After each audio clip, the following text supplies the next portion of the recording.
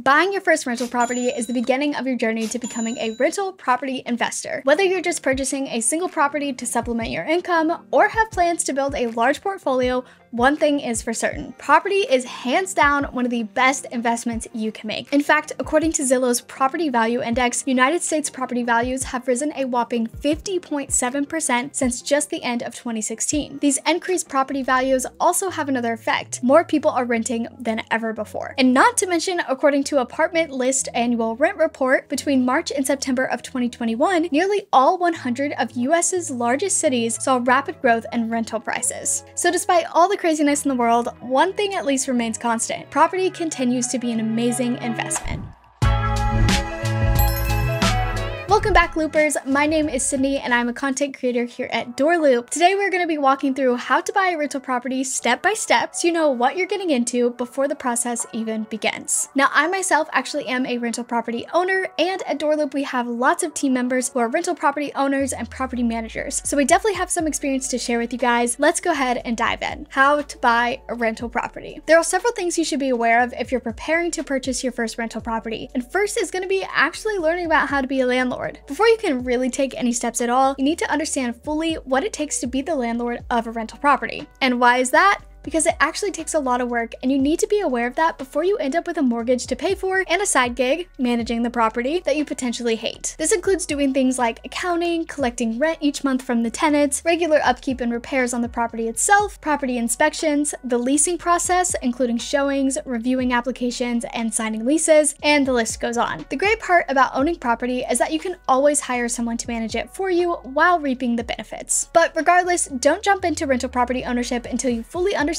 what it means to be a landlord. So now it's time to decide on where. There are a few key things you want to consider when looking for a good place to purchase your next rental property, such as, is the city population growing? Is the city itself installing new commercial developments and expanding its residential communities? Is the job market in the city growing? What's the property tax rate? What special attractions does the city offer? How recently were they built? And basic census information, such as crime rate and school ratings. These and other points will help you narrow down which location is best overall. So having zeroed in on your preferred location, the next step would be to figure out whether you should buy or finance the property. Paying cash is obviously always a good idea, as it leaves you with less debt, but it might not actually be possible, particularly because investment properties require a larger down payment. And in some cases, financing can actually net you a higher annual return from the property. The best way to find out if you should buy or finance is to meet with a lender and discuss your options, which leads us to our next few points. Securing a down payment. Just like when purchasing a property for personal use, purchasing an investment property does require a down payment. The main difference, however, is that investment properties can't be insured with mortgage insurance. The result is higher down payments. Upwards of 20% is the standard. So our next step is going to be getting pre-approved to see what your options really are. You might have the intention of getting a certain property, but if it's a bit out of reach, you'll need to look elsewhere. Getting pre-approved will not only tell you that, but also give you clues as to what you need to change to improve the odds of more favorable approval. Approval for an investment property typically does require the down payment of 15 to 20% or more, a 620 or higher credit score, and a debt-to-income ratio of 35 to 45%. Now that you have the formal financial requirements in place, it's time to start looking ahead. You'll want to start by getting a rough calculation of your expenses and fees associated with managing the property. Estimate maintenance and repair costs for the year, as well as any improvements you'll be making to the property. In general, it's recommended to set aside about 20 to 30% of your rental income for maintenance and repair cost. Beyond that, make a rough calculation of your operating expenses to get an idea of how much you'll need for other fees such as marketing, software, or any other tools and supplies. Operating expenses around 50% is a safe bet, though you can get by with around 40%. So consider the amount you're thinking of charging for rent and cut that in half to estimate your monthly expenditure and give you a better idea of your profit margin. And finally, you'll want to study up and learn state and local laws surrounding property ownership and being a landlord. Look, as much as we all might want to, you can't just ignore the legal side of owning property. There are many things that can go wrong, which can put you in the crosshairs of a lawsuit. So you'll want to learn about US fair housing laws regarding rentals and tenants, as well as your local, state, and county specific laws, as those deviate from city to city and state to state. This applies most notably to evictions, applications and approvals, and security deposits. So let's talk a little bit about how you buy a rental property with an LLC. Placing your rental property under an LLC offers unique advantages, most namely the ability to remove yourself from the property and potential legal issues in the future. Whether it's a lawsuit or a claim, placing your property under an LLC protects you and your assets from potential liability claims in the event of an accident or legal matter. If you already own own the property, you'll need to use a deed to pass ownership of the property. And if you're looking to purchase a property under an LLC directly, there are a few hurdles to jump through, and it can be purchased much the same as you would an individual. If you want to learn more about how LLCs work with your rental property, then you can read our blog post about it, and I will have that link down in the description. So now I just want to answer a few frequently asked questions, starting with how much do you need to buy a rental property? We touched on it a little bit, but the amount you need really depends on your area and property values. Strictly speaking, all you need to purchase a rental property is a down payment and an approval for a mortgage. How much down payment do you need to buy an investment property? Typically, to purchase a property for the purpose of using it as a rental, it's suggested that you have a minimum of 20% down. Rental properties work differently from residential properties, particularly in the case of the fact that you can't get mortgage insurance on a rental property. So lenders require a much higher security deposit to cover themselves. How much profit should you make on a rental property? Typically, around 10% profit is expected from most types of rental properties. This number can vary widely, however, depending on various factors,